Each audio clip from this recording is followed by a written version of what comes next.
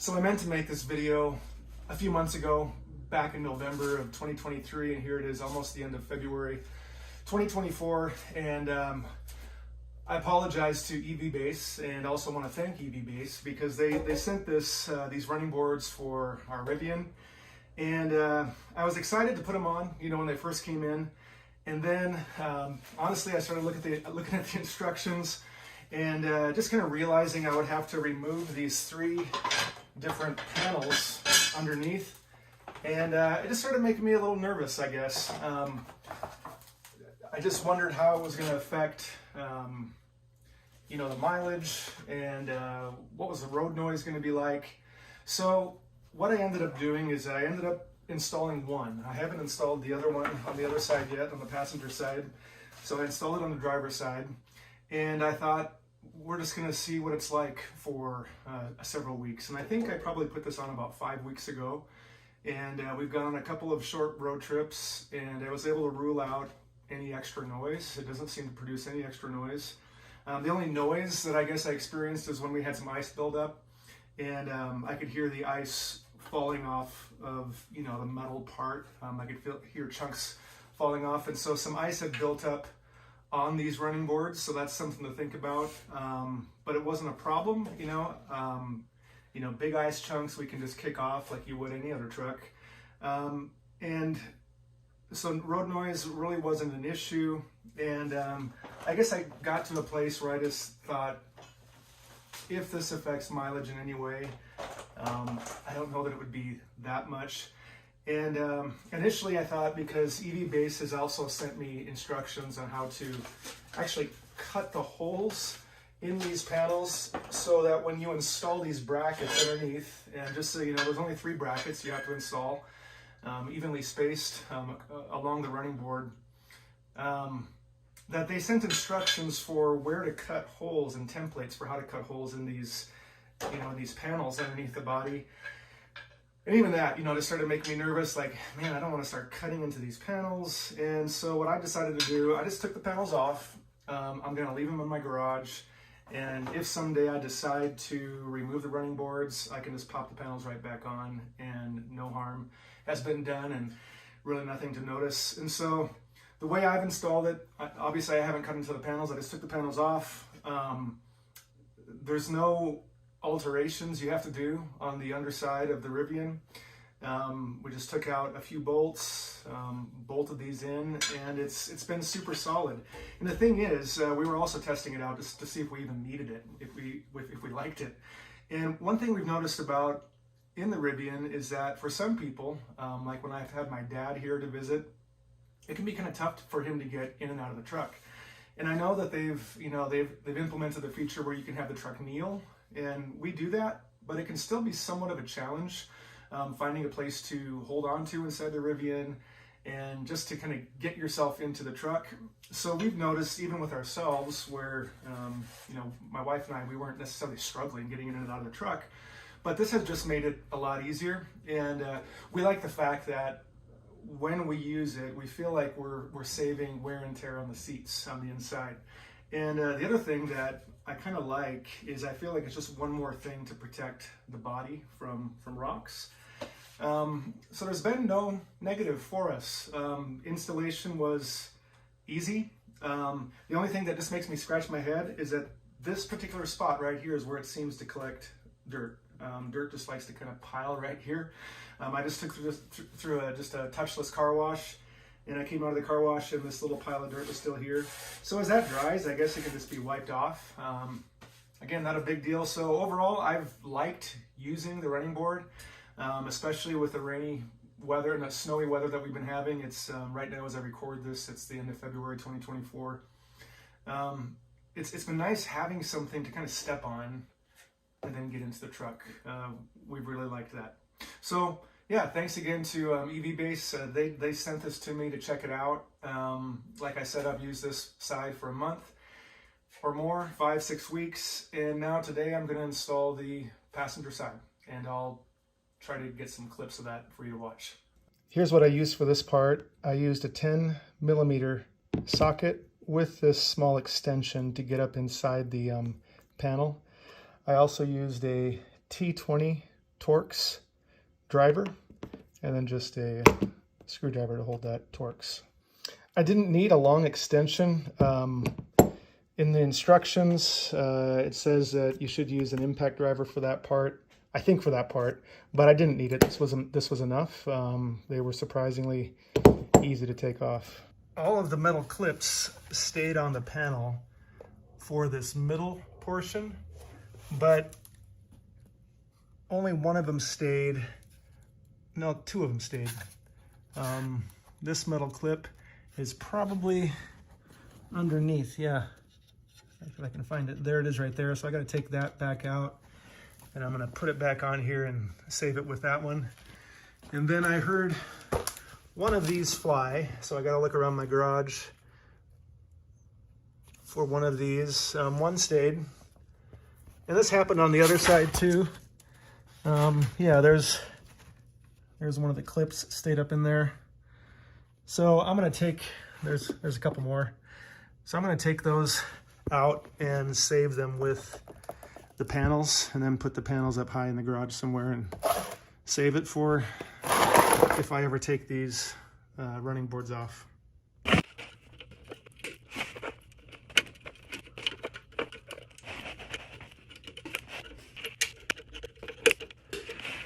It's not easy to do. I'm sure if somebody does this all the time, they've got a great method, and I can imagine somebody commenting in the box, commenting below that I don't even have to do this, but you know, I don't want to try to find these replacements someday. I don't know what they're called, retainer clip. The first one I did, I wasn't taping, came out super easy, of course. There we go. So I think the secret is to grab it up on top and pull it out.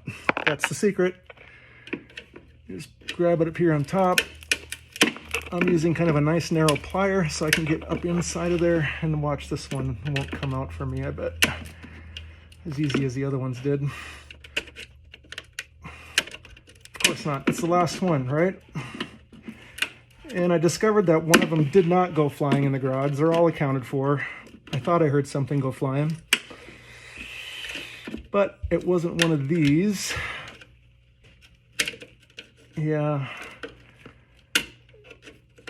You know, I'm getting tempted to leave one right where it's at, but I'm going to persist because it's the last one. Why not just get it, right?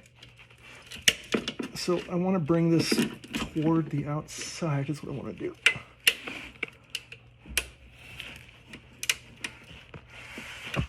There we go. It's like pulling a tooth. That little guy right there. Man, those are stubborn. And these clips just press back on. Thankfully, they're way easier to stick on back on the panel than they were to take off the truck. And this way, if I ever decide to stick these panels on, I don't have to go hunting around for these little clips. So this is what I pulled off to get those panels off. Here's the 2 Torx screws. And then I keep them in a little dish. And I'm gonna tape all of this hardware to my panels when I get those cleaned off. And then there was these 3 10mm bolts. So here's the tools I was using. So the front bolt near the front tire used a 15, and then the middle bolt and the back bolt near the back tire used a 17.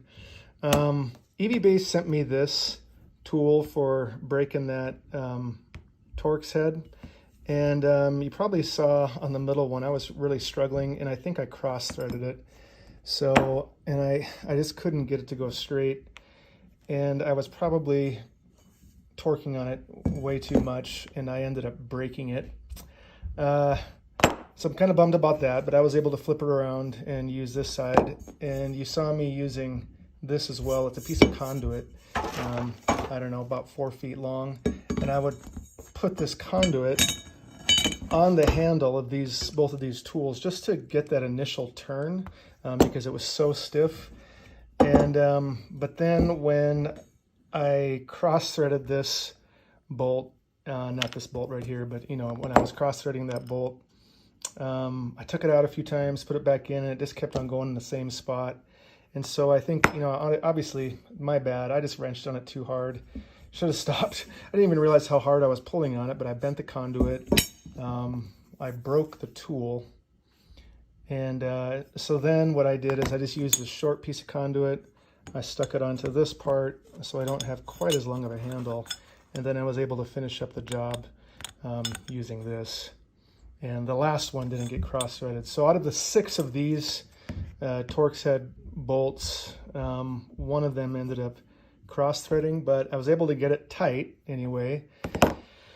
So not real happy about that, but anyway, I have all the brackets in place. Other tools you saw me maybe use is I gave it a pop with this mallet. Not too hard. I just kind of wanted to straighten out the bracket because it was kind of going in a little bit slanted. So I just gave it a slight pop with that. And I should have been wearing these, particularly when this came flying off. But thankfully it didn't hit my face. Anyway, good idea to wear these.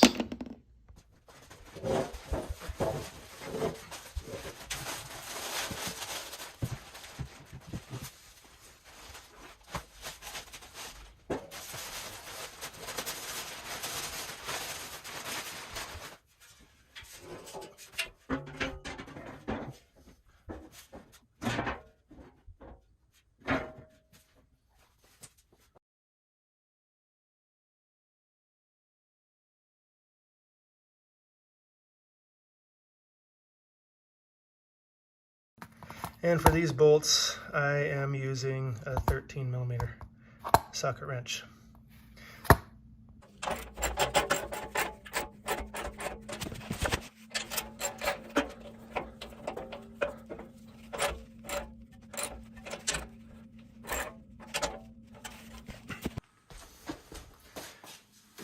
All right, so there it is.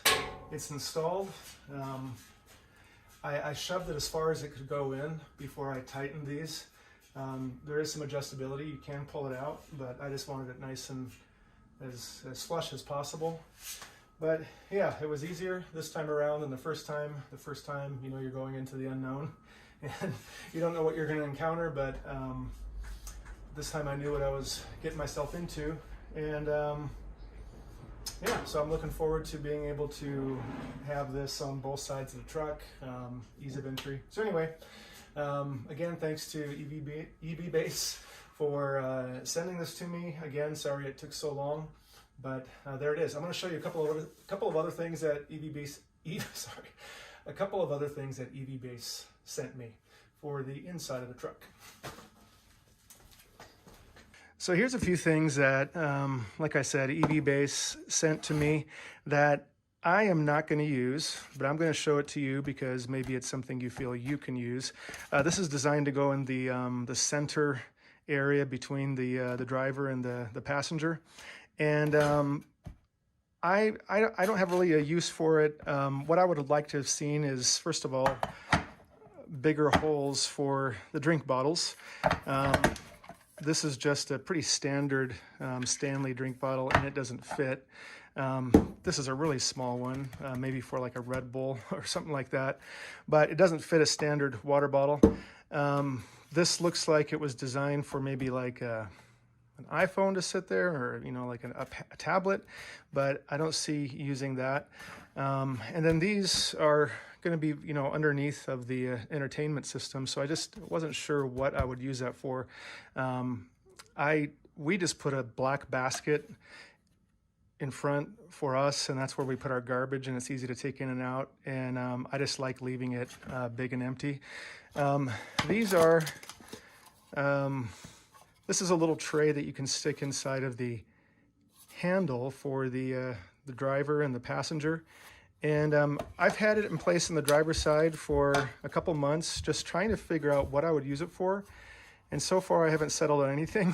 I guess you could, you know, you could stick your phone in it. but I'd like to stick my phone in the center console area. Maybe you could put change in there, but I don't use change. Maybe some snacks, but I don't know. I just haven't found a reason for this. And then this is designed to go into that center cubby where like your forearm would rest. And we instead use a toiletry bag for inside of there, and have found that to be super useful. I would use this if it wasn't divided. I would like to see just one compartment. I don't really have a need for these divisions. And then as far as the cord, you got to thread the cord through here. I would like to see that channel completely open so you don't have to thread the cord in and out whenever you want to remove this. I could cut that spot, but I'm not going to do that. So maybe you can use these, or they're made well. They've got these inserts that you can take out and wash. So if the compartments are the way you would like to use them, I would say go for it, but it's not something that I myself am going to use.